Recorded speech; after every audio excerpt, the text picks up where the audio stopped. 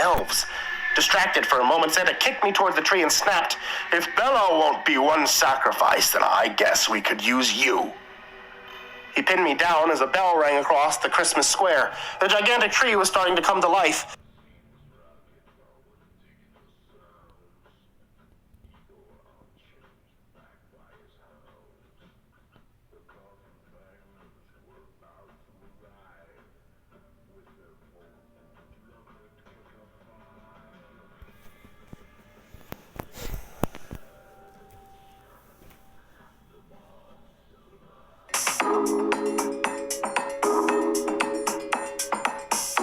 Rocket money, bills. The gigantic tree was starting to come to life. Last year, I would have said, seeing this tree was a sign of reliance on the process and a blessing for our North Pole. Now, as it widened its giant wooden mouth and started to snarl and drool, all I could feel was dread. "Come on, Fane, get up and fight." "Whose side are you on?" I asked frantically as I ran around the backside of the tree. "Technically, I bet on both of you." I had to think fast to become wood chow. My options were limited, so I started to climb, thinking that staying on its back would keep me safe. The tree started to scream and shake, trying to get me off, angry and hungry for its annual meal. Then I looked towards Santa, and I had an idea. Jumping from the tree, I stood right in front of my uncle and shouted to the tree, "Come on, eat me, you big old redwood." The tree roared and moved towards me, moving at lightning speed to devour me. At the last second, I dropped and rolled to the side, and Uncle Nick was swallowed up.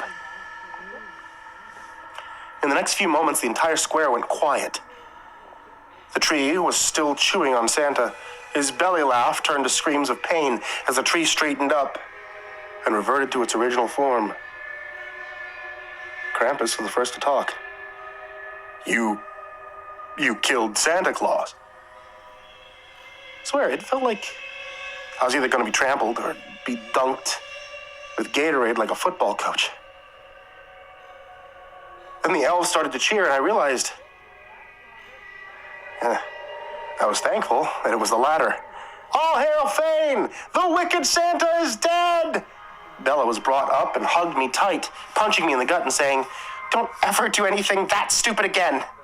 I smirked and tried to figure out what I had just done. Can't make any guarantees, kid.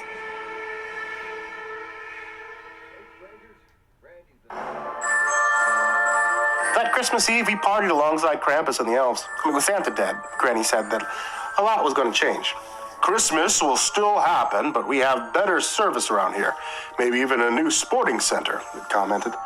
Krampus also had to break the bad news that the curse given to me was, well, not gonna go away. Sadly, Santa was the only one who knew the way to undo it. Well, he's lumber fodder now. Yeah, that's fine. "I think I'd rather go live in the human world anyway," I told him. At the gift exchange, I offered Isabel an apology with a doll. "Is that supposed to be for me?" she asked. "It's the least I could do." "Kinda is. No, it's pathetic," she said, tossing it aside. Then she grabbed my hand and said, "Can we just go home now?" It struck me as amazing. This child would still want anything to do with me, given what I had just put her through, but it warmed what little bits of a heart I still had. So now I am her adoptive guardian, and we live in a small town outside Michigan. I look like a human now, completely thanks to the curse taking full effects. And I work as a department store Santa, part-time, just like before. Except this time, I tell kids that I killed Santa. I mean, that always gets me a few ugly looks. There isn't much more to tell about the story, except, maybe, I get Krampus to visit Isabella's original family, Who